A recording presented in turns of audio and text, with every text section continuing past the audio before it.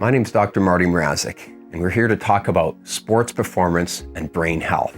The past decades where we've learned a lot about concussions has been helpful because we've learned how to rehabilitate people and athletes after they've had a concussion. But it's also put a spotlight on an important topic called brain health. Athletes want to do the best they can. They need to perform at their absolutely top level. Well, a lot of times we work on our skating, or we work on our running, or we work on our skills. Think about your brain. What would be a few things that you could do to make your brain function a little bit better, maybe 5 to 10% better?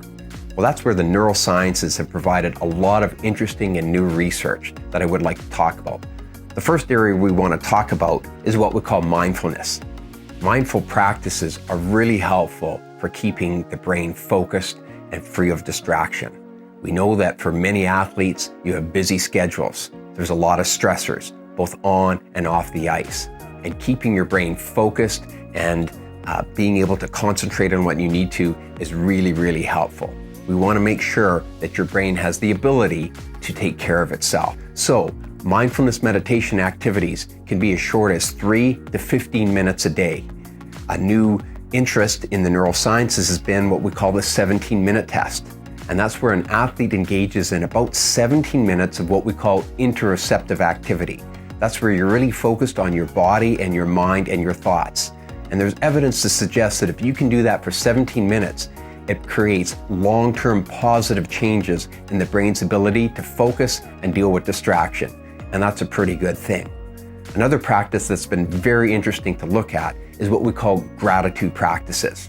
Now, most people think gratitude practices involve taking a pen and a piece of paper out and writing things down, such as I'm thankful for my mom and I'm thankful for my dad. It's a little more complicated than that. But gratitude practices activate parts of the brain that are involved in positive social interactions. So that means when you interact with somebody and you're trying to impress them, there's parts of your brain that are very attuned to things like their eye movements, to things like their facial expression, even the tone in their voices. Gratitude practices enhance those parts of the brain that are involved in positive social interaction. In fact, people who engage in these regular gratitude practices notice a few things. One of them, they tend to be a little more relaxed. Second, they tend to have more positive social engagement with the people around them, your partners, your teammates, your coaches. All those kind of things are really great for the brain. Now, a lot of people think about gratitude practices and they're not sure what to do. There's a whole science and literature around that. There's specific guided practices, but the main thing that we focus on is this.